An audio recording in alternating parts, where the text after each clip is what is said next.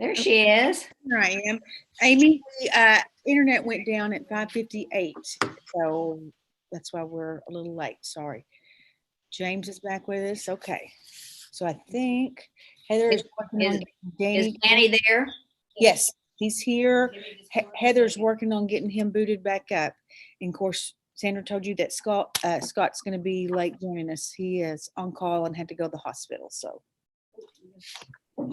give her just a minute. There you go. Okay.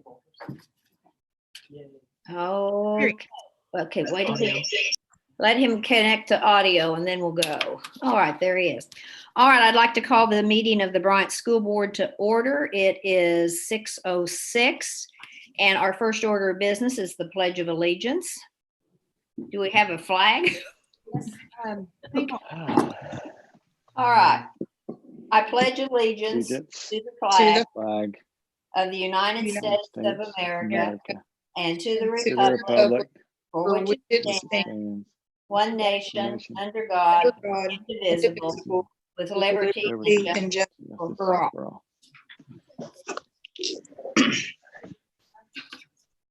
All right, our next agenda item is reading of the school board vision and mission statements. Mr. Danny Chisholm.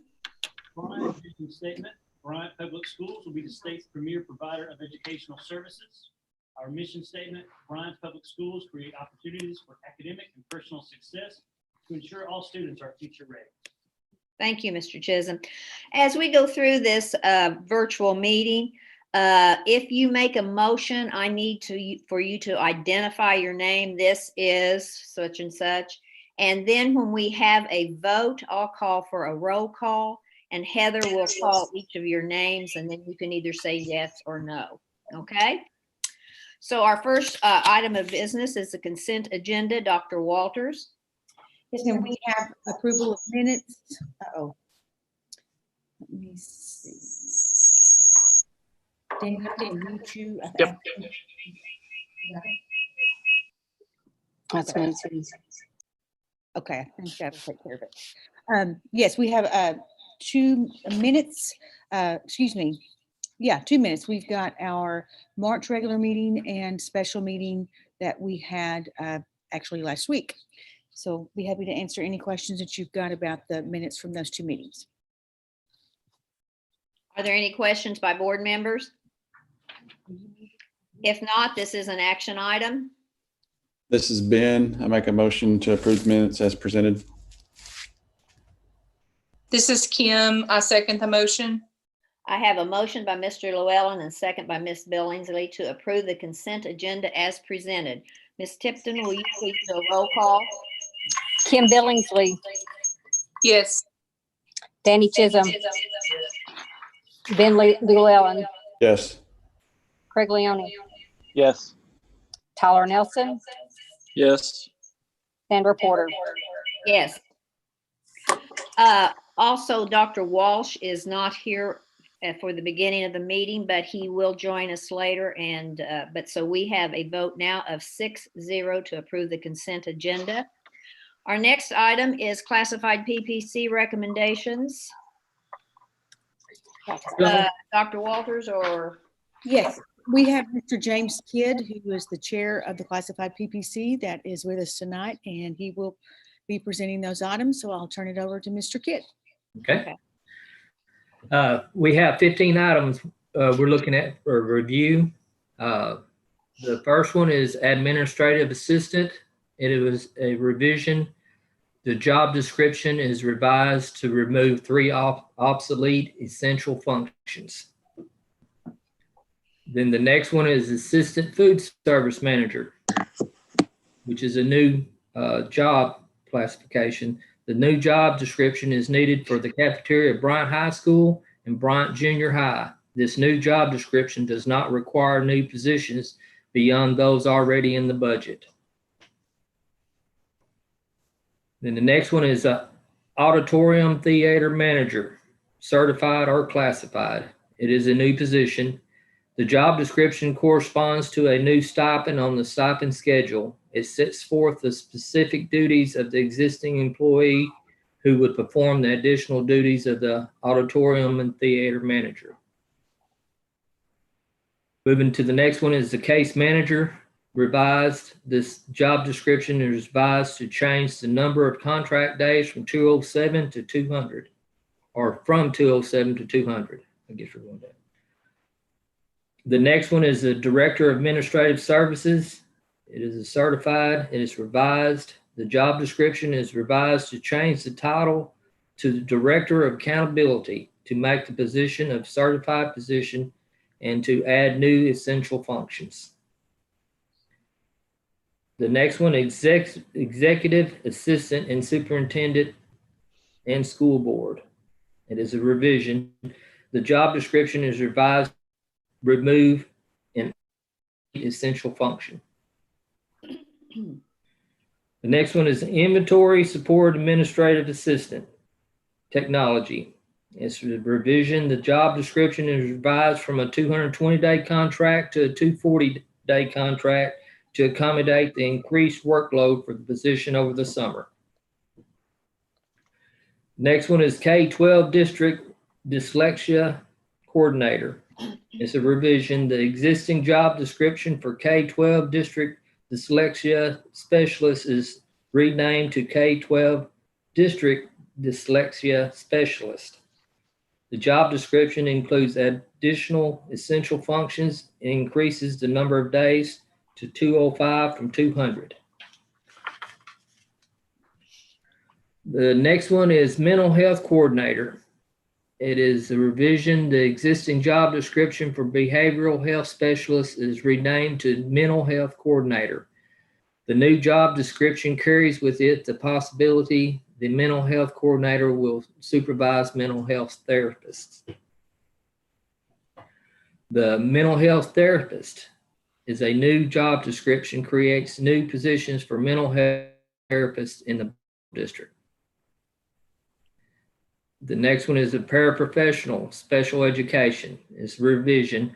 The job description is revised to add an essential function related to attendance at extracurricular and school-sponsored events. Number 11 is payroll and benefits specialist. It is a revision. The job description is revised to make the position an exempt position, to increase the number of contract days from 229 to 240, to include assistant business manager in the job title, and to revise certain essential functions. The next one is a production facilitator. It is a new position. This job description corresponds to a new stipend on the stipend schedule. It sets forth the specific duties of the existing employee existing employee who would perform the additional duties of the production facilitator. The next one is school-based health center coordinator. It's revised. The job description is revised to make the position an exempt position and increase the number of contract days from 220 to 240. The revised job description includes additional duties for the Medicaid program and grants. And the last one is Secretary Medicaid billing. It is a revision. The revised job description would place the position in the student service departments. Thank you, Mr. Kidd. Do any of the board members have any questions? Comments? Ms. Yes. Porter, if I can clarify just a couple of things. So this is all the job descriptions that we went over at our March work session. We went over all these with the exception of we did not have the Director of Accountability at that time, and that's not a new position. It's changing what Tina Kimbrell's position is, changing that title. And then we did not have the special ed para at that meeting. So I wanted to bring that out, that we had not gone over those two. But the dyslexia and the Director of Administrative Services actually are certified only positions. And so we'll exclude those from this vote. And this will be all other job descriptions. And when Ms. Lee presents next, then those will be included in the certified PPC. Now, which two was that? The Director of Administrative Services and then the K-12 Dyslexia Coordinator. Okay, those are going to be moved to the certified then. Yes. And there are other positions that you'll see. It can be classified or certified. And so both PPCs voted on those, but those two are certified only. So those, we'll pull those out from this vote. Okay. Okay, so do we need to note that in the motion? Jeremy, will it matter if we If you just approve the classified job descriptions here, that'll be fine. Okay, I think your motion reflects that. okay. I just didn't know whether we needed to, make that clear, but that's fine. That's fine. All right, board members, do you have any questions? All right, this is an action item. This is Ben. Make a motion to accept the revisions to the classified job descriptions as presented by the administration and the Classified Personnel Policies Committee. This is Craig. I second. All right, I have a motion by Mr. Ben Llewellyn and a second by Mr. Craig Leone to accept the revisions to Section 8 of the Bryant School Board policies as presented by the administration and the Classified Personnel Policies Committee. We will have a roll call. Ms. Tipton? Kim Billingsley, Yes. Danny Chisholm, Ben Llewellyn, Yes. Craig Leone, Yes. Tyler Nelson, Yes. Sandra Porter. Yes. All right, the motion passes 6-0. Our next item is certified PPC recommendations, and is that Miss Lee? no, we're still with Mr. Kidd. Okay. Job descriptions, and now he's going to talk about policies. Oh, okay. Gotcha. This is on policy. We have 13 revisions. The first one is classified employee drug testing. It's a revision, ASBA. The policy is updated to incorporate requirements for the Federal Motor Carrier Safety Administration, FMCSA, Drug and Alcohol Clearinghouse. The policy will apply to school bus drivers. The second is a classified employee sick leave. It's a revision. The policy is revised to allow the superintendent and principal supervisors the discretion to approve sick leave for employees to care for individuals who are not part of the employee's immediate family. The third one is overtime comp time and complying with FLSA. It's a revision. The policy is revised to make minor wording changes. Number 4 is classified personnel employment. It's a revision. The policy is revised to make the director of accountability the point of contact for Title IX of issues. The next one is classified personnel use of tobacco, electronic nicotine delivery systems, and related products. As a revision, the policy is revised to update the title. The next one is a classified personnel political activity. As a revision, the policy is revised to add legal references. Number 7 is classified personnel grievances. As a revision, the policy is revised to clarify the definitions and process associated with the grievances procedures. The next one is classified personnel internet use agreement. It is a revision. The form is revised to make minor wording changes. The next one is a classified personnel family leave. It is a revision. The policy is revised to include a provision that prohibits fraud and material misrepresentation in connection with the FMLA. The next one is a classified personnel video surveillance and other monitoring. It's a revision. The revision was reviewed by the board in 2019 with replacement in 2020-21 board policies. This policy is revised to describe the length of time for which the district shall maintain video recordings. Number 11, classified personnel reduction in force. As a revision, the policy is revised to make minor wording changes.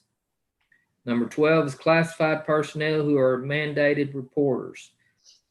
It's a revision. The policy is revised to clarify The occasions during with a child abuse report may be made via fax and to update a reference.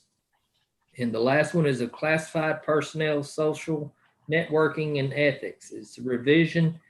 The policy is revised to make minor wording changes and to update a legal reference. The policy is also revised to cover any classified staff who may be covered under the Code of Ethics for Arkansas educators. Okay, thank you. Dr. Walters, did you have anything else you needed to let us know about that? I'll just remind the board, and since this is kind of new for Mr. Leone, I'll just, I guess, a reminder that we participate in the Arkansas School Boards Association Model Policy subscription.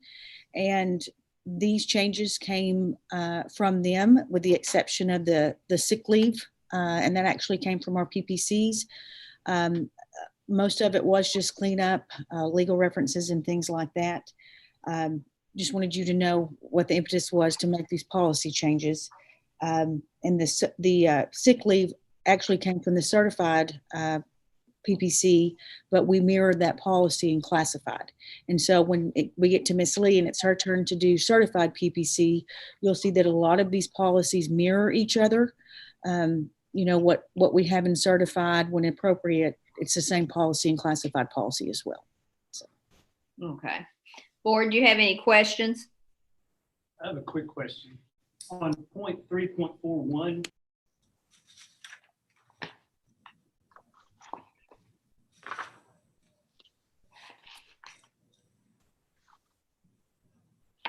So we didn't say the time, the way we worded it, and Mr. Lester, if I say this wrong, please correct me, but we said for as long as possible, according to our district servers, because we didn't want to pin ourselves down to a day, because the servers are the issue.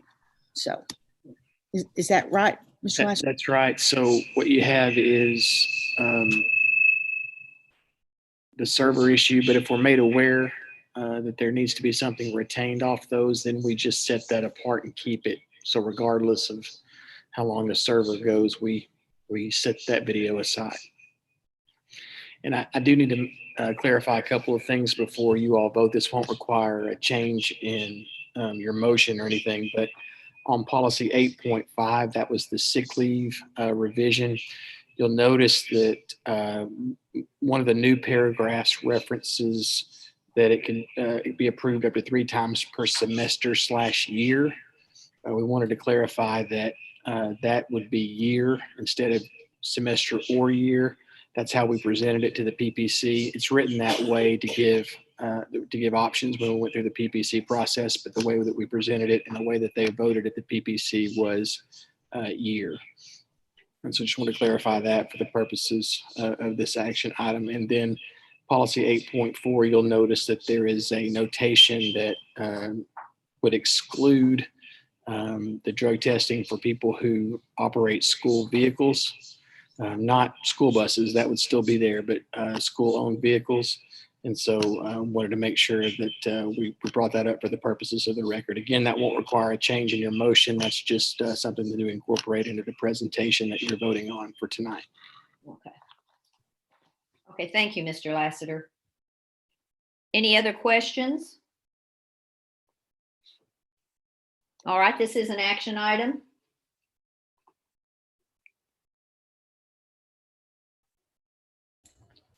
This is Kim, and I make a motion to accept the revisions to Section 8 of the Bryant School Board policies as presented by the administration and the classified PPC committee.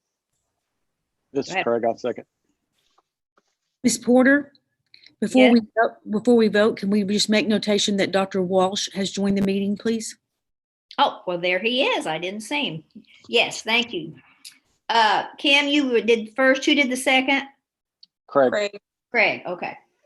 I have a motion by Ms. Billingsley and second by Mr. Leone to accept the revisions to Section 8 of the Bryant School Board policies as presented by the administration and the Classified Personnel Policies Committee. All those in, we will now take a roll call. Ms. Tipton?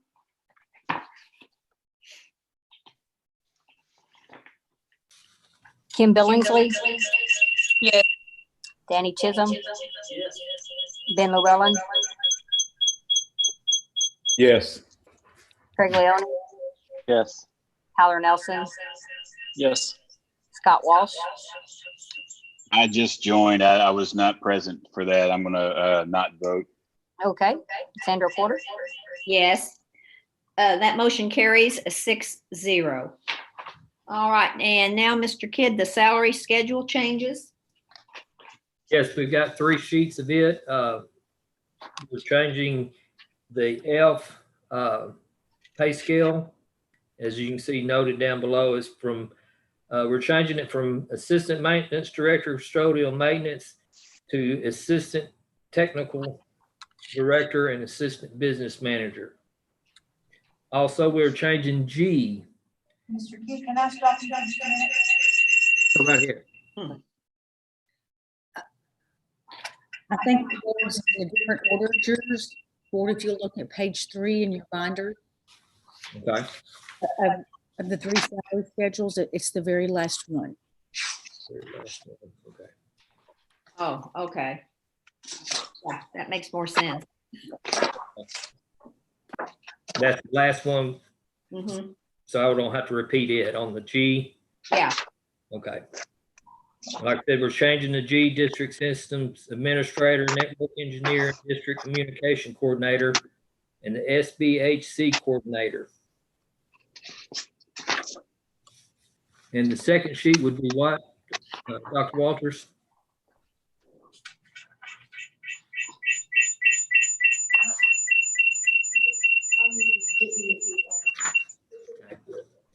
The stipend is the last one, correct? Or is that the first one? It's the first one for us. stipend. Stipend is the first one for you. Okay, okay. Now I got it.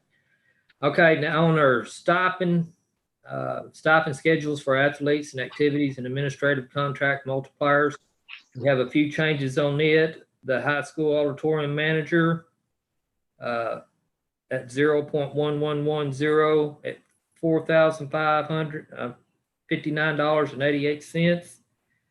The next one is high school production facilitator, 0.0600 at $2,464.80. Moving on. I think that's actually in the certified PPC, the stipend, even though either. You feedback real bad. I muted. Okay. Now on to the third one. It's the Bryant School District Board approved, let's see, classified paid schedule. And it's the wording of we're changing the wording of the G from payroll and benefit specialist to assistant food service manager, junior high and high school. The other changes is Y from secondary food service manager, additional per hour, elementary food service manager, additional per hour, of 600 meals served per day on average annual and previous year to point 20. Okay. Okay, is that all you needed to go over, Mr. Kidd? Yes, yes. Okay. Do we have any questions? Ms. Porter, I also want to point out that we changed like the subpay in January of this next year. The minimum wage is going to go to $11 and our current rate, which was $75, did not meet that. And so you'll notice those changes over there in our subpay, and our nurse pay was $150 a day. And Ms. Chase, our nurse supervisor, asked if we could change that to hourly, do $25 an hour for a maximum of 7 hours. Sometimes we have nurses that they'll get a call from their child's school at 10 o'clock in the morning. And if we could get somebody to come in, at that time, that the hourly makes more sense for those nurse subs than doing it by day. So we're going up to $85 a day for substitutes then? Yes, ma'am. And we did that to meet the new minimum wage that'll be in place in January. Okay. And the rest of it's the same as long as long-term subs and that type of thing? Since we don't have to go up on those items to and I just froze. We don't have to go up on those items to meet minimum wage, but since the daily went up, we felt like we need to go up a little bit on that to make those in line. Because the idea is that if you're doing long-term, there's more responsibilities, you're in charge of the grading, you have to do the lesson planning, and so we tried, again, make those things align. Okay. All right, board, any questions for Mr. Kidd or Dr. Walters? All right, this is an action item then. This is Ben. I make a motion to accept the revisions to the classified salary schedules as presented by the administration and by the classified personnel policies committee. This is Scott, second. I have a motion by Mr. Llewellyn and a second by Dr. Walsh to accept the revisions of the classified salary schedules as presented by the administration and the classified personnel policies committee. Ms. Tipton, roll call. Kim Billingsley, Danny Chisholm, Ben Llewellyn, Yes. Craig Leone, Yes. Tyler Nelson, Yes. Scott Walsh, Yes. Sandra Porter. Yes, that motion passes 7-0. All right, our next item is PPC job descriptions. Is Ms. Lee doing this one? Yes, ma'am, that's Miss Lee, and thank you, Mr. Kidd. Yes. Thank you, Mr. Kidd. Thank y'all. Have a good weekend. You too.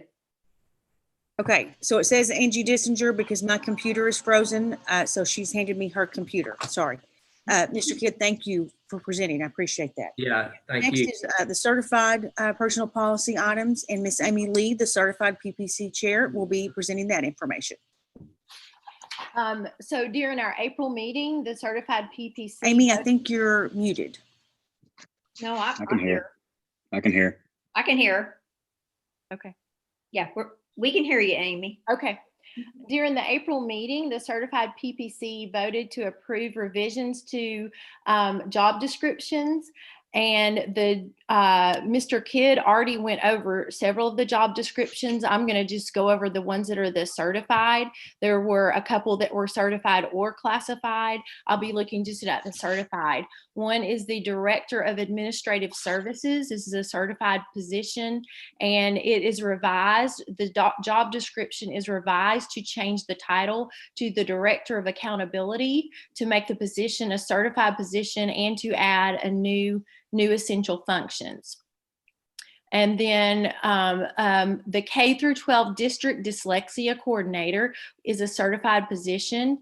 It's being revised. This existing job description for K through 12 District Dyslexia Specialist is renamed to K through 12 District Dyslexia Specialist.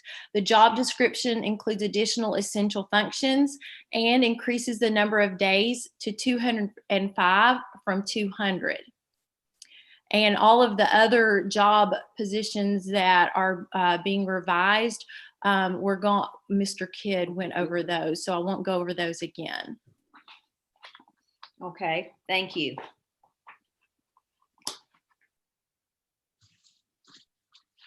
Dr. Walters, do you have anything else that you need to add to that?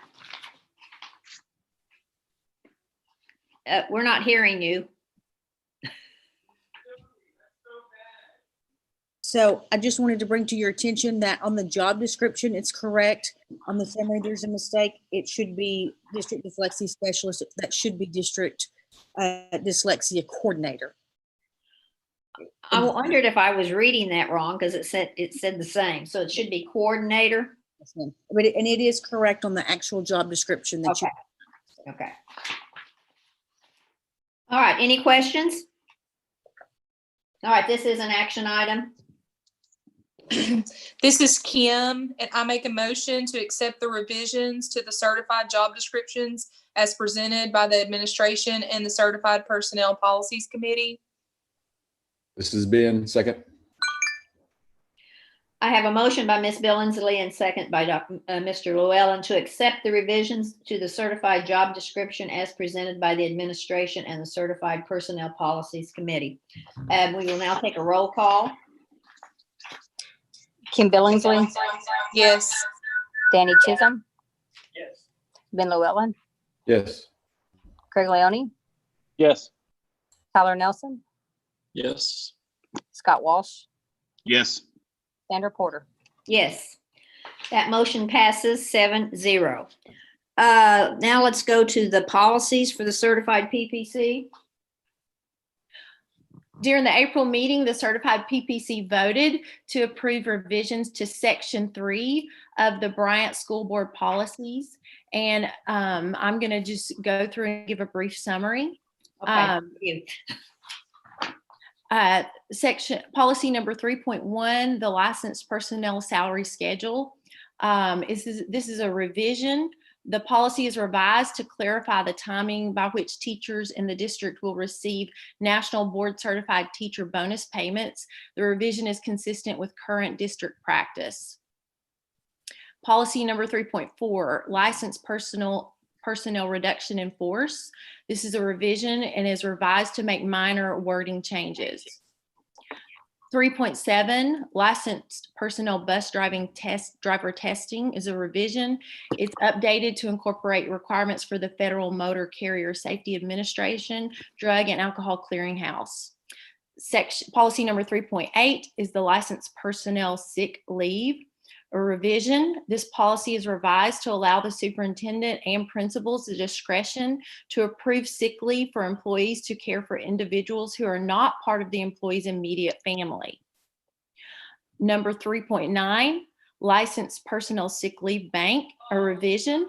This policy is revised to remove the requirement that the member must not be eligible for short-term disability in order to be eligible for sick leave from the sick leave bank.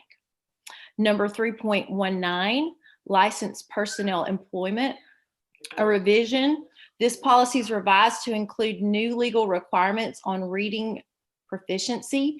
This policy is also revised to include a mailing address for civil rights inquiries. Finally, the policy is revised to make the Director of Accountability the point of contact for Title IX issues. Number 3.21, licensed personal use of tobacco, electronic nicotine delivery systems, and related products. A revision. This policy is revised to update the policy title.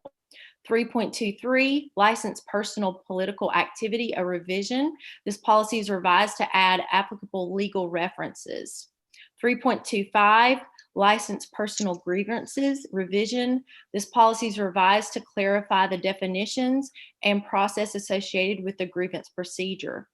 3.28F, licensed personal internet use agreement. A revision. This form is revised to make minor wording changes. 3.32, licensed personal family medical leave. Revision. This is revised to include a provision that prohibits fraud or material misrepresentation in connection with FMLA. 3.36, licensed personal dismissal and non-renewal or revision. This policy is updated to include the correct name of the Teacher Excellence and Support System. 3.40, licensed personal duties as mandated reporters. Revision.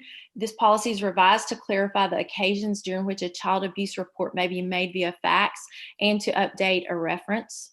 3.41, licensed personnel video, surveillance, and other monitoring. A revision is the revision was reviewed by the board in 2019 for placement in the 2020-21 board policies and is revised to describe the length of time for which the district shall maintain video recordings.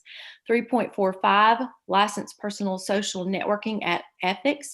A revision. The policy is revised to make minor wording changes and update a legal reference. And finally, 3.54, teaching during planning period and or more than the maximum number of students per day. Of revision. This is revised to exempt courses that meet the definition of a course that lends itself to large group instruction. Okay, thank you. Dr. Walters, do you have anything to add to that?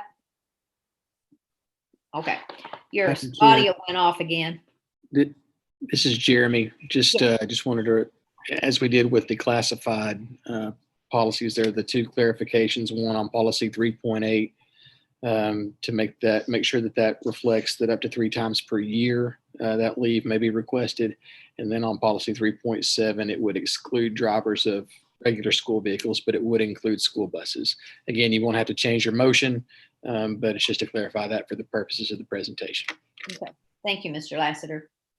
Board, do you have any questions of Ms. Lee or Dr. Walters or Mr. Lassiter? Okay, if not, this is an action item. This has been, make a motion to accept the revisions to section 3 of the Bryant School Board policies as presented by the administration and a certified personnel policies committee. This is Craig. I'll second. I have a motion by Mr. Llewellyn and a second by Mr. Leone to accept the revisions to section 3 of the Bryant School Board policies as presented by the administration and the certified personnel policies committee. We'll have a roll call. Kim Billingsley. Kim. Kim? Yes, sorry. That's okay. Danny Chisholm. Yes. Ben Llewellyn. Yes. Craig Leone. Yes. Tyler Nelson. Yes. Scott Walsh. Yes. Sandra Porter. Yes, that motion passes 7-0. All right, salary schedule changes. During the April meeting, the certified PPC voted to approve revisions to the certified salary schedules. And they are the two that Mr. Kidd already mentioned that are stipends, the high school auditorium manager and the high school production facilitator. So you just had 2 changes then for the stipend? Okay.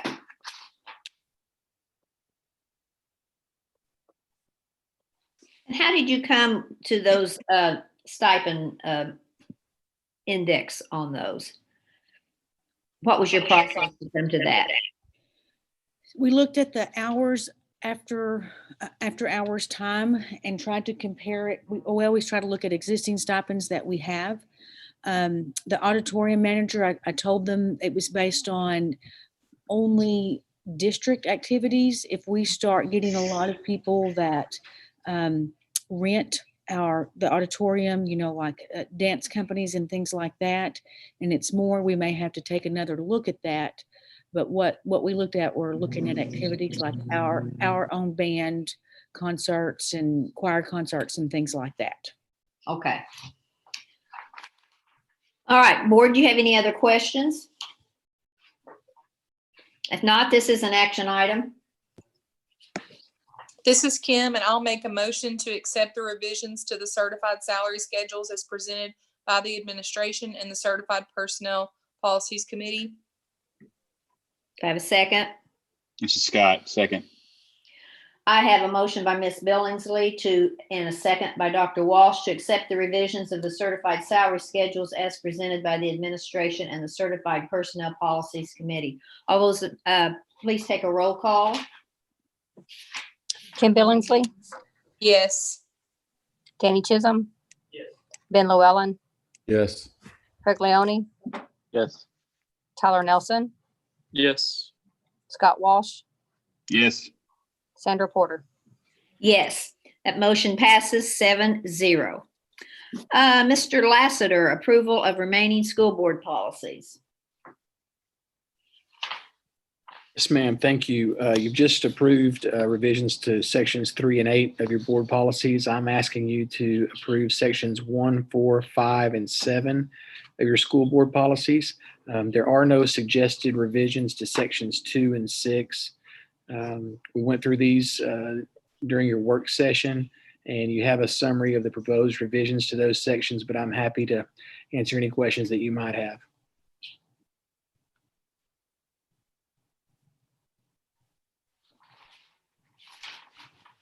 All right, are there any questions of Mr. Lassiter?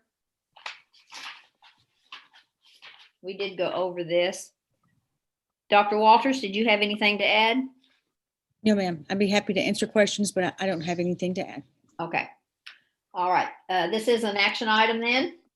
This is Scott. I'll make a motion to accept the revisions to sections 1, 4, 5, and 7 of the Bryant School Board policies as presented by administration. This is Ben. I second. I have a motion by Dr. Walsh and a second by Mr. Llewellyn to accept the revisions to sections 1, 4, 5, and 7 of the Bryant School Board policies as presented by the administration. We'll have a roll call. Kim Billingsley. Kim. Kim? I think she's frozen. Yeah. She is. I think she's frozen. Yeah. Yeah. I Would think, you like to make a Kim, are statement? you there? Yeah. She may have lost Okay. internet because she's no, There no, there she she is. is. There you are. Okay. We're getting ready to vote. Kim, what's your vote? Yes. Okay. Danny Chisholm. Yes. Ben Llewellyn. Yes. Craig Leone. Yes. Tyler Nelson. Yes. Scott Walsh. Yes. Sandra Porter. Yes, passes 7-0. All right. Dr. Walters? Yes, ma'am. The next item on our agenda is the asphalt resurfacing at Davis Elementary. We put this out for bid last month. We had 2 bids that were received from Redstone and Pennaprime. The low bid was Redstone at $83,000. This project we've had a list of parking lots that have needed resurfacing, and Davis is next on that list. We did not do any resurfacing last year. It's been 2 summers since we did resurfacing, since we had those 2 big HVAC projects last summer. If you remember, we had Bryant Middle School's gym HVAC that went out, and then we had to do Hurricane Creek. So we skipped a year, but hopefully this will get us back on track. And Mr. Sellers is going to go into a little bit more detail about our summer projects when it gets to his report.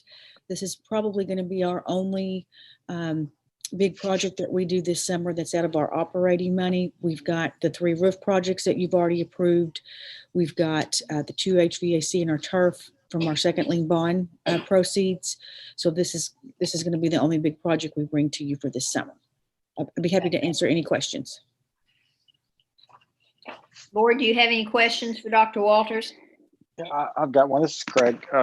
Karen, what was was there an estimate done initially on this? And where were we with the bids compared to that?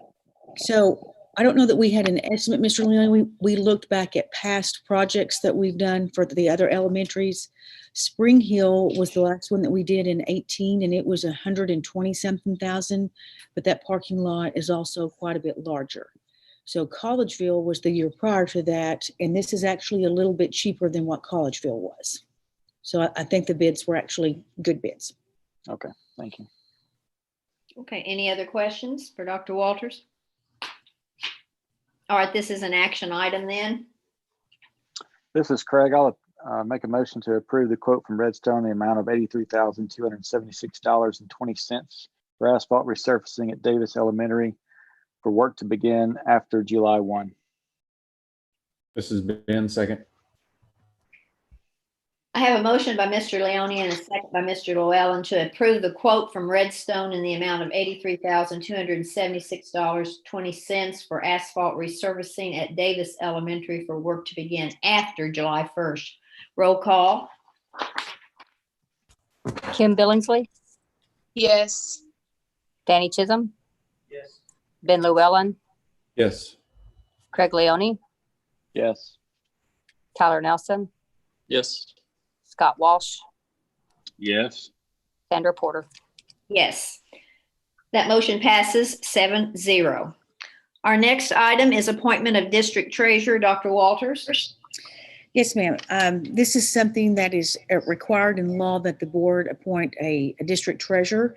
And with Ms. Drummond's leaving and Rita Guest being our interim business manager, the board needs to appoint Rita in that role so that she can carry out those duties. Okay. Are there any questions? All right, this is just something that we need to do, so I need a motion. This is Kim, and I'll make a motion to appoint Rita Guest, interim business manager, to serve in the capacity of district treasurer effective April 16th, 2020, and to authorize her appointment as co-custodian of all funds maintained by the district. This is Ben, second. I have a motion by Ms. Billingsley and a second by Mr. Llewellyn to appoint Rita Guest, interim business manager, to serve in the capacity of district treasurer effective April 16th, 2020, and to authorize her appointment as co-custodian of all funds maintained by the district. Roll call, please. Kim Billingsley, Yes. Danny Chisholm, Ben Llewellyn, Sorry, yes. Craig Leone, Yes. Tyler Nelson, Yes. Scott Walsh, Yes. and Reporter. Yes, motion passes 7-0. All right, we're moving on to our next item. Is financial. Dr. Walters. Yes, ma'am. The first item we have under our financial reports tonight is our audit review. So the audit review that I'm referring to is actually for the 18-19 school year. If you remember, our audits run in arrears. So this is for, again, the 18-19 school year. Had a clean audit. We had one supplemental finding, and there were 3 verbal warnings is what they call it, which is even less than a supplemental finding. But nothing that is going to require that we have to go before legislative audit at the Capitol and explain anything. So this is, I know she's not here anymore, but this is Ms. Drummond's audit. So I want to give her and her staff kudos, and all of our people that work in our school offices, because it's not just the people in the business office, it's the people in our school offices that will make sure they're handling things in the right way, that we have this clean audit. So for a district our size, I will tell you, we are one of the few in the state that have legislative audit. Most districts use private audit, and a private audit is usually there for about 1 to 2 weeks. Our legislative auditors look at a lot more items, and they're here for a lot longer. So I know it's a lot of work on our folks, but it's very comprehensive, and the staff at legislative audit do a really good job. I appreciate them and appreciate our staff. I'd be happy to answer any questions that you have. I was looking at this supplemental finding on the performance bonds. Yes. Why did we not do that? Have a performance bonds? So that is for the playground equipment at Davis Elementary School. And we don't normally get a performance bond on equipment, and I consider that equipment, but because on the invoice, they broke out the final bill, they broke it out by labor and equipment cost. The labor was more than $50,000. Okay. When we got the quote from them, it was just got a quote for playground equipment. So like I said, we don't typically get, for equipment, and we didn't pay any of that bill until I believe it was somewhere around the middle of September when we paid that bill, long after it had all been installed. And so that's why, typically for equipment, we don't have a bond, because we don't pay for it if it doesn't come in. But that labor cost, so that's something we'll make sure that we look at from now on. Because the auditor looked at that as a contract. Well, the auditor looked at the labor and said that was over $50,000. And so you should have had a bond for that, because that labor cost was broke out and it was over $50,000. Okay. All right. Do you have any other questions about the audit? Well, I was glad to see that we had a clean audit, because that's always a good thing when you have a clean audit. And this board has not really seen us not have a clean audit. Ms. Drummond's done an excellent job with that. So, and the staff. All right. What else did you have for us? The financial report? Yeah, just our normal financial reports. I won't go over every single one of those, but I'll tell you that we're looking for some tax money desperately right now. We don't get any property tax money January, February, and March, because the tax statements don't go out until March. So we're still, next month we should be getting that tax money. Funds are low right now. I've done analysis. I've sat down with Ms. Guess. Last year, between January and June, we received $14.4 million just in the current taxes. If you look at all of the taxes that we've received during that time, it was $18 million. So, we should be getting that. I have a little bit of concern that some people may not be paying their property taxes right now because of the circumstances that our country's in. Mhm. But the bulk of our spring taxes come from mortgage companies, and mortgage companies are required by law that they have to submit those funds to our county within 60 days of receiving those tax bills. And so I do feel a little bit better about that. I'm looking forward to getting that check in. So, and of course, you've got the document that shows our taxes to date. You can see that last year at the time, the $18 million figure that I was referring to, and through March, we had received $3.3 million. So we're looking for about $15 million of taxes there. I'd be happy to answer any other questions, or if there's anything else you guys want to go over.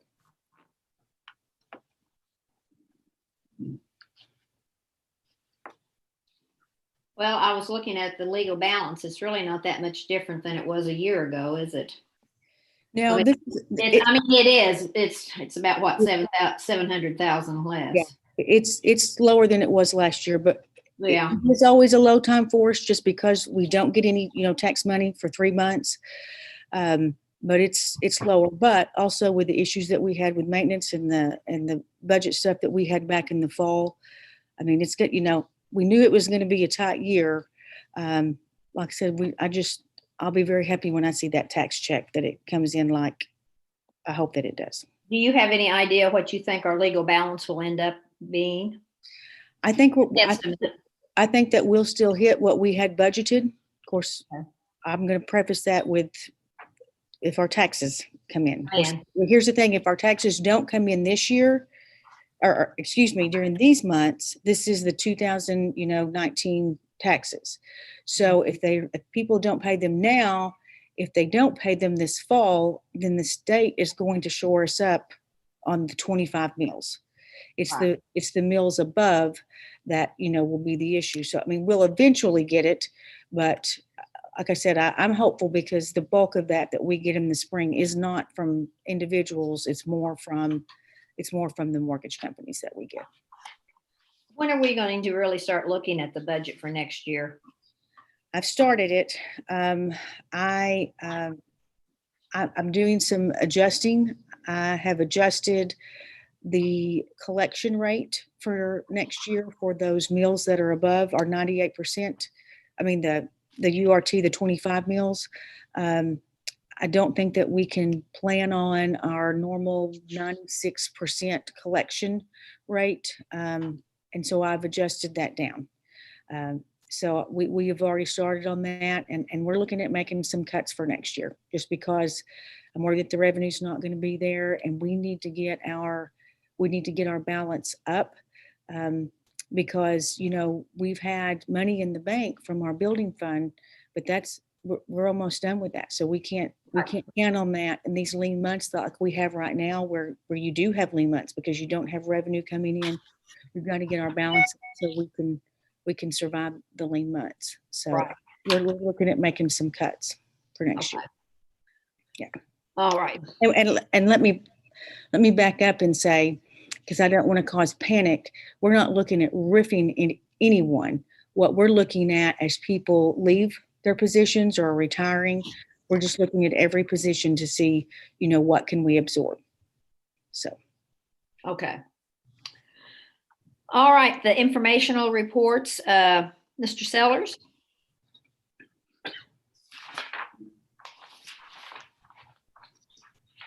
You got to unmute yourself.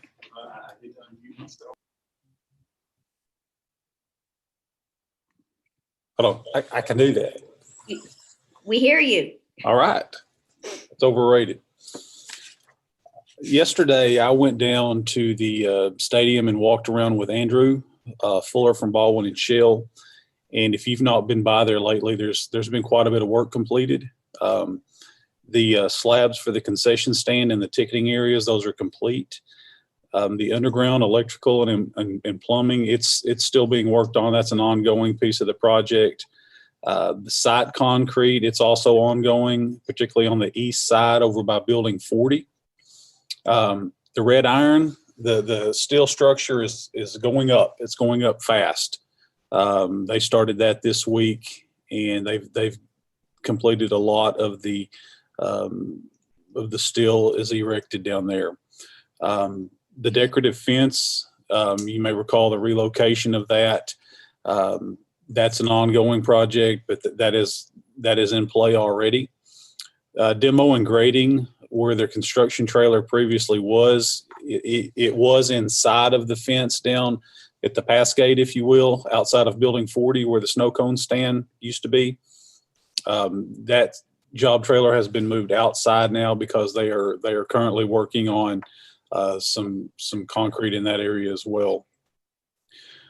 They're starting tomorrow. We're running a water line under the football field to provide a water source on the home sidelines. Our guys have been doing some boring and getting some things in place. Baldwin and Shell is going to run the water line for us, and that project's going to begin tomorrow, getting ahead of the turf project with that water line.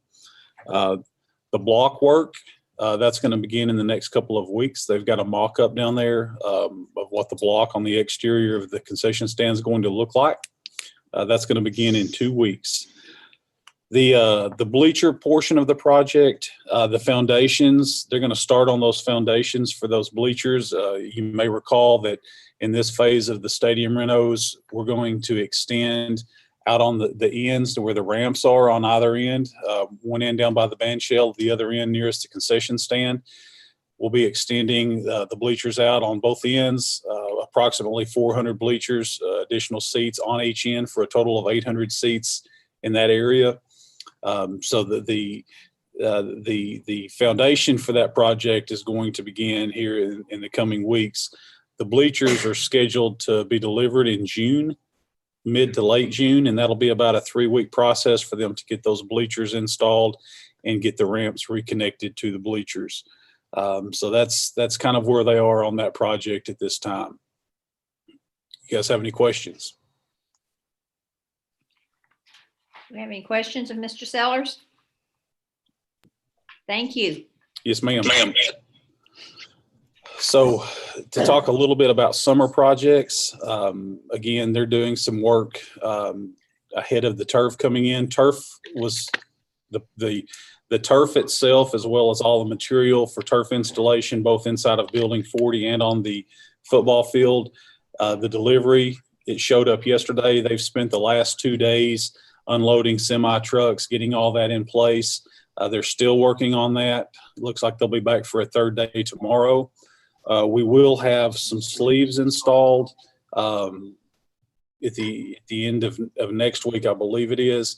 Those sleeves are going to be for the netting on the field for soccer, to catch those soccer balls when we're playing games on the field. The turf is scheduled for the actual installation to begin in the next 2 to 3 weeks, both in Building 40 as well as out on the football field. So that turf is going to be installed. You know, they'll get the pad down first and then put the beautiful new turf over the top. And it would appear that by early June, we're going to have a new field down there in that area. In addition to the turf project, we've got all of the projects you guys have recently approved, the HVAC projects at Bethel and Bryant Middle School. They're getting started on those projects now. We also have the roofing projects at Spring Hill, Davis, as well as Building 8. Those folks have been given the green light. Since we're not going to be back on site for the rest of the year, they're going to get started on those projects. Some things that our folks are going to do this summer. And tonight you approved the resurfacing of the Davis parking lot. Again, Redstone will be doing that. That's going to be one of our really big projects. we're looking at widening. If you can picture coming in off of Reynolds Road into Building 10 up at the high school. If you've ever gone through there, you know that it's kind of a bad area, a bottlenecked area. If you turn in off of Reynolds and try to turn left at the high school office, we're looking at cutting a curb up there to widen that road a little bit to make it safer and less of a bottleneck area. Another project we have is expanding the Bryant Middle School kitchen. There is a classroom, used to be an art classroom that adjoins the cafeteria at Bryant Middle School. We're going to expand the kitchen area for some storage into one of those classrooms this summer because we have limited space down there for the number of people working and the number of meals that we're currently serving. There's a kitchen project in Bryant Elementary School. We're having to replace a ceiling that needs replaced to meet the requirements to keep it up to code. Salem Elementary School, this is already underway. We are repainting Salem Elementary School. This is not something that we are outsourcing. We are doing this with our own people. We've got a lot of hands on deck right now during the school closure. We've got multiple people out there working under the direction of our lead painter and Mr. Paget, and we'll be painting Salem Elementary School. We're going to be doing playground upgrades district-wide. That actually started, Mr. Paget began that a few months ago. He's doing some things. We're repainting equipment that needs it. We're replacing material that need to be replaced. We're putting new fall zones, new borders, repairing fences. So we're doing a district-wide update on some playground areas. Down on Teawood Way, from the business office down towards Boswell, we're going to be putting a sidewalk in for our students that walk up and down that area. Carpet and tile removal in various places across the district will be taking place. If you've been by Hurricane Creek Elementary in recent times, you'll notice that we've torn out a bunch of those flower beds in the middle. It was just overgrown. We're going to update that landscaping over there. There's fencing in various places across the district that need to be repaired. Some fencing added for safety, such as around HVAC units or backs of certain cafeterias. So there'll be some fencing done over the summer. And that's a lot of projects, and that's about what I have on that. Do you guys have any questions about any of that?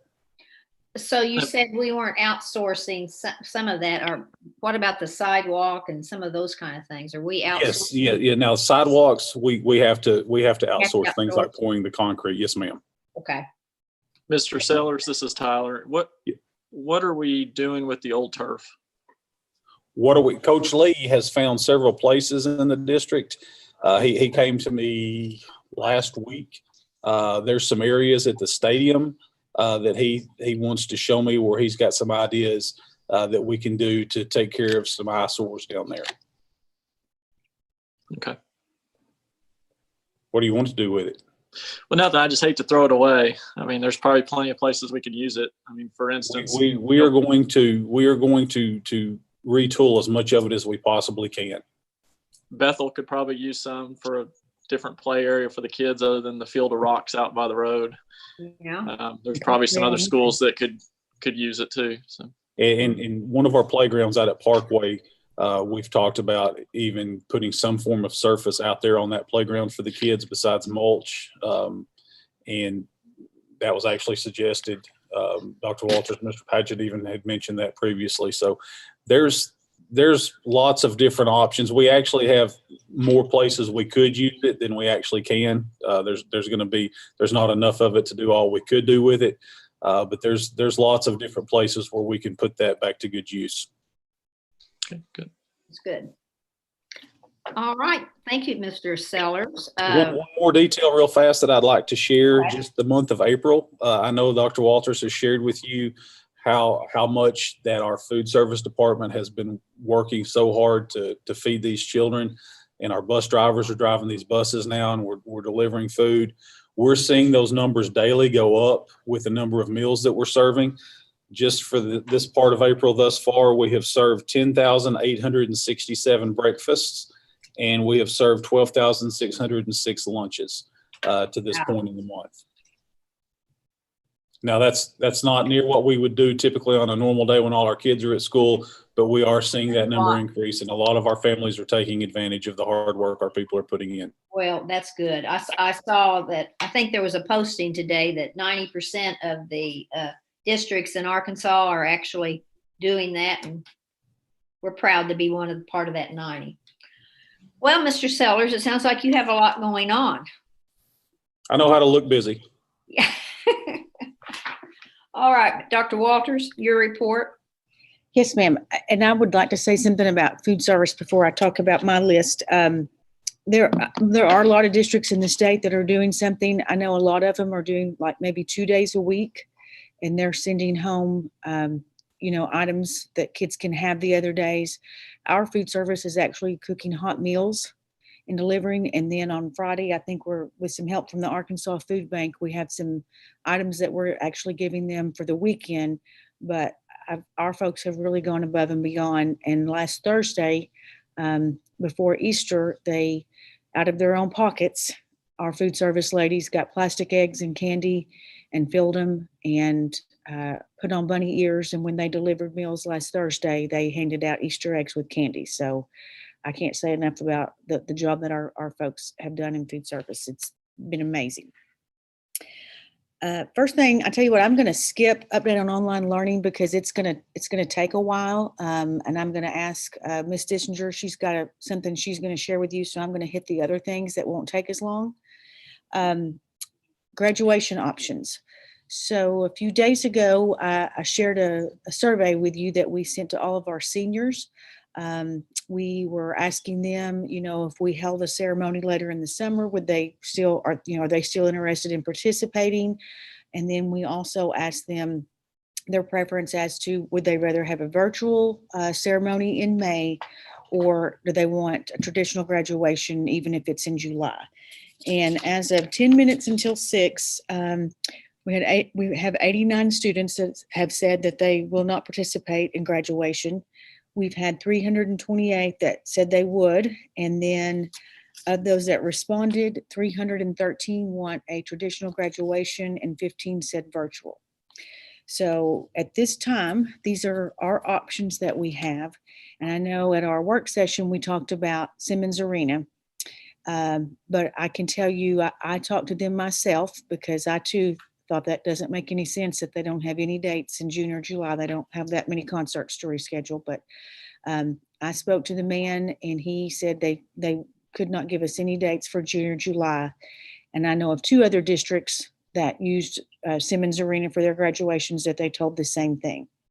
So Dr. Edwards called Barton Coliseum, and we do have a date that is scheduled with them of July the 10th.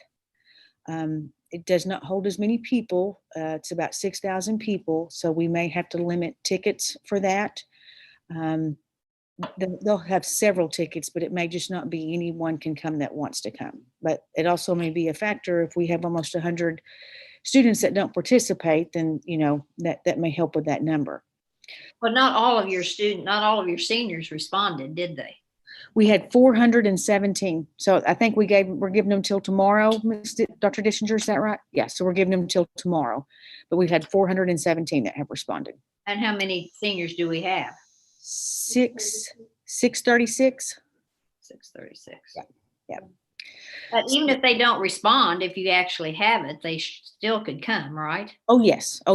We just wanted. Don't really know how many you're going to have. Right. Oh, yeah. Well, and, there's still, even though that's more than I thought that would opt out, if it's 328 that show up, we're still going to have graduation for those kids that want it. Sure. So, yeah. But if the guidance from the Department of Health at that time does not let us have that many people in one venue, then another option that we're looking at is on the 11th of July, which is the Saturday. The 10th is Friday night. We're looking at on the 11th having multiple graduation ceremonies with smaller numbers of students. And I mean, a very limited number of tickets. So like if you remember when this first started, it started out as no more than 250 could be, together. And then it went down to 10. So if we get to that point where they're letting us have 250 people, then we can do our arena, break it up into smaller chunks of graduates. We'll have to do alphabet or something like that, but at least they would have some type of, experience, and it'll be a all day event, but at least that would be something. And then, if the guidance at that time is we can't even have 250 people, then we're going to do the virtual graduation on that Friday night, the 10th. So that's our plan for right now. Do you have any questions about that? Okay. Kindergarten and pre-K registrations are starting on Monday. Those are online.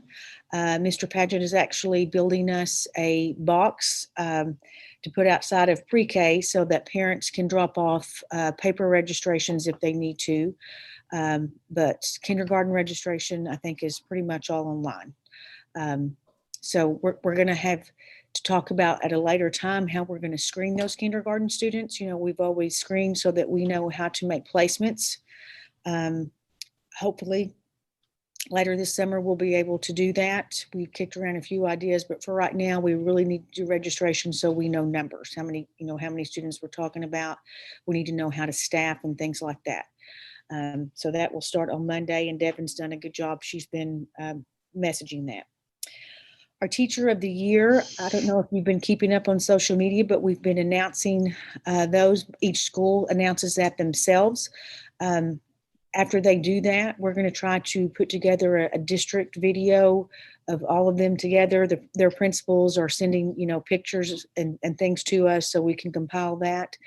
It's, kind of a bummer for those people that have been chosen because, normally we'll make a big deal out of it. They get flowers and all of that. But we're going to try to do the best we can under the circumstances. Our retirement that we normally do in May, we're working on a virtual retirement. Again, not going to be quite the same, but we're working on, trying to do something that we can have some type of virtual retirement ceremony for our folks that are going to be leaving us at the end of the year. And then our 2021 work session and meeting dates. I wanted to ask you guys if you're okay with us still continuing with our third Thursday. If you are, at our May work session, Heather will have the actual dates for you. It should be the third Thursday, but there are a couple of times that it conflicts with maybe a parent-teacher conference or something like that. And when that happens, we change it to the Tuesday of that week. So everybody good with third Thursday? Right. First Monday? Yes. Yeah. Okay. Yes. Okay, then Heather will have that for us in at the May meeting. And then CARES Act, that is the some of the federal stimulus money that has come out from COVID-19, I guess the package from the federal government that is for school districts. And it is based on a percentage of your Title I allocation, and we are set to get a little over $700,000. It's not wide open what you can spend it on, but there are a lot of options. You can use it for food service. You can use it for technology that you had to get because of the virus. You can use it for technology for a future closure. So, if we needed to buy items with it, you can, there's lots of different things with it. We won't have any trouble spending that money. One of the things that we're extra cost that we've got right now is our therapists have not been able to schedule all the kids that they normally see during our regular school time because they do group therapy.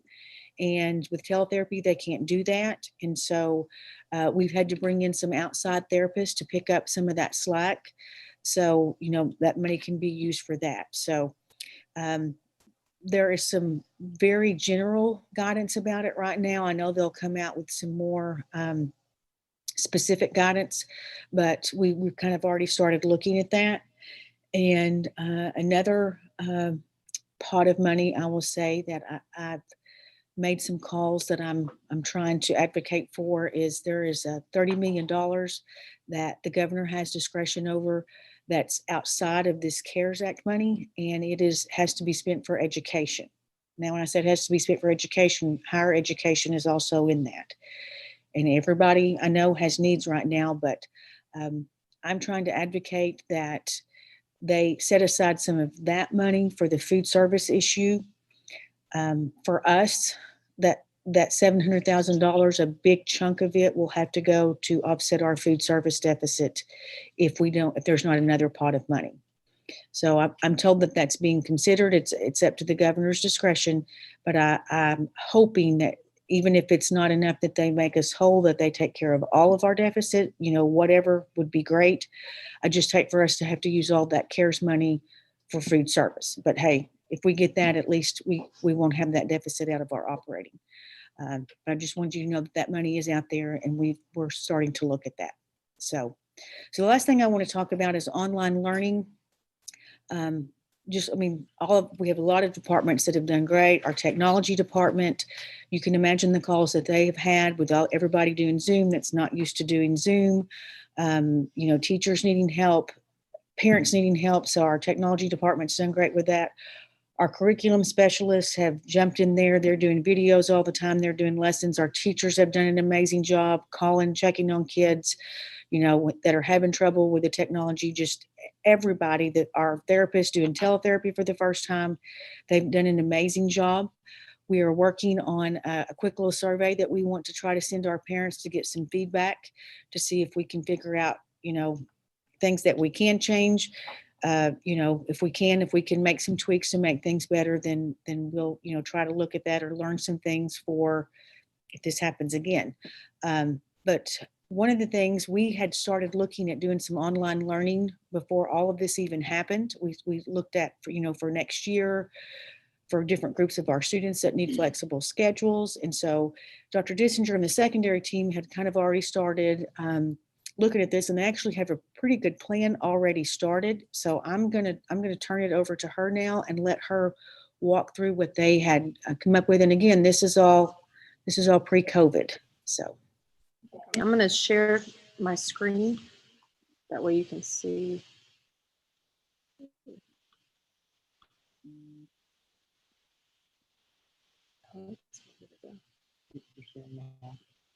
Slide it over. Okay, so y'all can see it. It's just slow. Sorry, y'all. I'm waiting on it to come up. So while this is coming up, we're working on, at the secondary level, opening up a digital learning program. And we have dabbled in this a little bit this year with some of our alternative students who needed just something different than the comprehensive schools, whether for medical reasons or behavior type of issues, etc. So wanting to dive a little deeper with this, we have this in 2 phases. So phase 1 would be for next school year, and phase 2 would be for the following school year. But the purpose behind this was to provide Bryant students a flexible learning environment to meet the various needs of all kids. First phase, we're recommending that it be for 8th through 12th grade students. That way we could focus in on junior high and high school students. As we dive into this, we want to make sure that we wanted to start smaller and do it really well before opening up to additional grade levels and across the board. Let's see, I'm just going to hit the high points with you, but just for format. So phase 1 format would be a full-time digital student. We'd like in phase 2 to be able to offer some hybrid models to where a student could go to still main campus for part of the day and do part of their day in a digital setting, okay? And then we've had several conversations about students with special needs, whether it's special education, ESOL, or even gifted and talented. Now that, and this was all, we developed this pre-COVID. So now that, we've been dealing with COVID-19 and working from home, we have some additional pieces that we could look at, for our SPED students. At first, we were saying, let's wait until phase 2 so they could do the hybrid model, get their services on campus, but then do some of their learning online. But now that we have some of the teletherapy option, we'll go back as a committee and continue developing this a little further. Students would still be able to participate in band and athletics. It just depends on their residency, make sure they reside in our district. But here's a little graphic just to show how this would work. So we would recommend that our Buzz Academy, which is our digital, the name we want to give our digital learning program, would operate under the ALE umbrella. We would still have Place. Place has face-to-face instruction. And like I said, they have a small group of students. It's a little less than 30 right now that receive exclusively online instruction. So how we would staff this is our Place teachers, they would still conduct their face-to-face instruction with their students, okay, on 4 days a week. Then on 1 day a week, they would work with their Buzz Academy kids. So the schedule would look like Mondays and Tuesdays would be face-to-face with our ALE Place students. Wednesday would be Buzz Academy Day. They would have a staff meeting. They would go through all of their student monitoring on that day. They would set up appointments for students to come in who are not making adequate progress on their online courses. So they come in and actually sit down with the teachers and work through different pieces. This is when we would conduct our orientations for our parents and our kids that are coming in to do the intakes. So Wednesday would be that face-to-face time for those that need it. Then on Tuesday, Thursday, the staff would work again with our Place students. And part of the rationale there is with high school wanting to do late start Wednesdays next year, if we needed to do some collaboration with Bryant High School, the Place teachers would be able to do that on Wednesdays. The other piece is sometimes our alternative kids, 2 days on, 1 day off, another 2 days on is really good for them. And it helps them with being able to deal with different social issues, etc. Let's see. So we would utilize the existing staff. So this model here, at this point in time, we wouldn't have any additional costs because we would utilize the FTEs that we already have. Ms. Dissinger, Because of class load, we're looking at 150 max for each teacher. So that would give us 90 Buzz Academy slots, okay, to open up 8 through 12. We continue using our Edgenuity software platform. Oh, do you have a question, Ms. Porter? I'm sorry. I can't hear you. I'm sorry. No, I had my... Would the Buzz Academy be just for the ALE students? The Buzz Academy would be open to any student, 8th through 12th grade. But would they fall under the ALE funding? We're checking. That's what we're hoping for. We're still checking a few of the guidelines. I know Dr. Walters is going to be talking to some of her contacts at ADE. Okay. That's how some of our the Northwest schools, it's how they're doing it. Right. So we would be able to capture some of that ALE funding to help too. Well, that would help. And you know, that's what a real ALE environment should look like. Very flexible. Yes. Yeah, very flexible. And not just for students that have been placed there, but choose to do that. So, okay, that's good.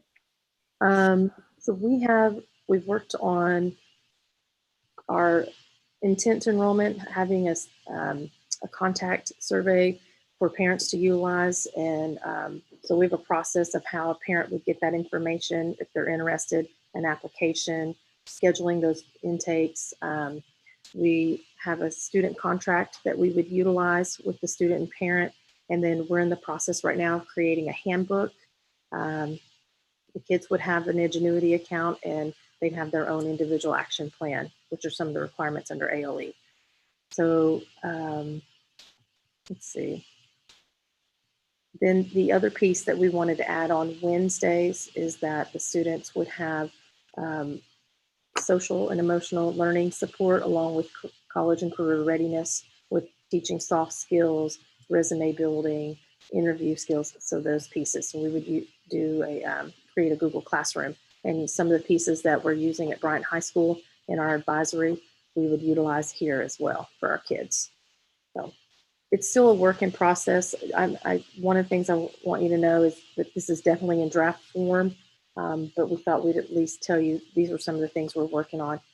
If the fall looks differently than what we're hoping to be our traditional fall, we still want something like this, but in addition to at the secondary level, we would continue working with our pre-recorded videos, looking at some additional software to provide students with more in-depth.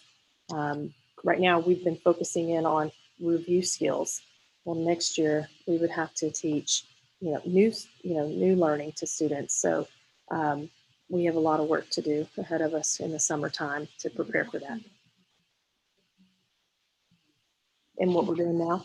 Okay, so right now our ALE students who are digital right now, they use the Edgenuity platform, which is the same that our students that have to do credit recovery, they use Edgenuity. So Edgenuity, they have their modules for every single course in there, and they're taught through working through each of those modules. What's different between what we're doing right now with COVID is our teachers have created lessons and they have pre-recorded themselves, and they are pushing out those assignments and sharing them with our kids. So everything is Bryant created, where Edgenuity, that company, has created it and aligned it to our standards, and students are working through course by course through a series of modules. They do pre-assessments and post-assessments. There's quizzes along the way and different checkpoints.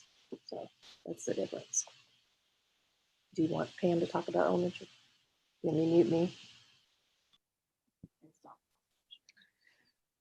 Well, as far as elementary, I can tell you, we were definitely not thinking of online learning in our future, but that changed really fast. So I am extremely proud of our teachers, our administrators, our support staff, paras, and everyone for just jumping in and embracing it. It was a big learning curve. They've done a lot of work. Our district specialists, Ms. Clark, Ms. Bevel, and Ms. Stone have worked so hard to put together a curriculum that I think it's a good curriculum for an online and for the amount of time that we had to do it. As far as looking at next year, we're kind of in the same place as Ms. Dissinger. We're going to look in this summer to see what we need to continue and where we need to go at it. I think one of the things we definitely want to do is to include some more teacher training for online platform, especially Google Classroom and Zoom lessons, and they learned while doing. So I think there's a lot out there that we can all learn and prepare. So we're just going to kind of wait for the guidance and move forward. Okay, thank you, Ms. Kenny. Dr. Walters, anything else? Excuse me. No, that's all that I had, unless y'all have any questions about what's going on with online learning or anything else. Well, I've just been impressed what some of the teachers are doing, just from what I've seen on Facebook and what my grandkids are doing. So I'm like you, Miss Kenny. That was a tall order, and they came up to it. So they have definitely stepped up to the plate, for sure. They have. I mean, that's been a very stressful situation for them, I know. So, okay, Heather, do we have any statements by guest? No. No? Okay. Then Dr. Walters, our personnel items. Yes, ma'am. Let me find my page here. So we have 6 certified resignations. We have 3 classified resignations, 1 classified termination, 5 certified new hires, and 5 certified contract adjustments. And I won't go through each one of these, but I will say it's with a heavy heart that we accept. We don't ever like anyone to leave us, but one of the folks on here has definitely put in her time. Miss Karen Metcalf has decided to retire, and we're very proud for her. Like I said, she's put in 42 years. I'm not close to that, and I don't know that I'll live that long, to be honest with you. So I admire her for doing this for 42 years. We hate to see that, but wish her all the best. I'd be happy to answer any questions that you have. Board, do you have any questions for Dr. Walters? Okay, if not, this is an action item. This is Scott. I'll make a motion to approve the personnel items in the areas of certified resignations, classified resignations, classified terminations, certified new hires, and certified contract adjustments. This is Kim, and I'll second that motion. I have a motion by Dr. Walsh and a second by Ms. Billingsley to approve the personnel items in the areas of certified resignations, classified terminations, certified new hires, and certified contract adjustments. Roll call, please. Kim Billingsley, Yes. Danny Chisholm, Yes. Ben Llewellyn, Yes. Craig Leone, Yes. Tyler Nelson, Yes. Scott Walsh, Yes. Sandra Porter. Yes, that motion passes 7-0. Now would entertain a motion for adjournment. I'll make a motion to adjourn. This is Kim. I'll make a motion to adjourn. We've got a motion to adjourn, and we are adjourned at 7:36. Have a good rest of the evening. Thank you all. Thank Take you. care. You too. Goodbye.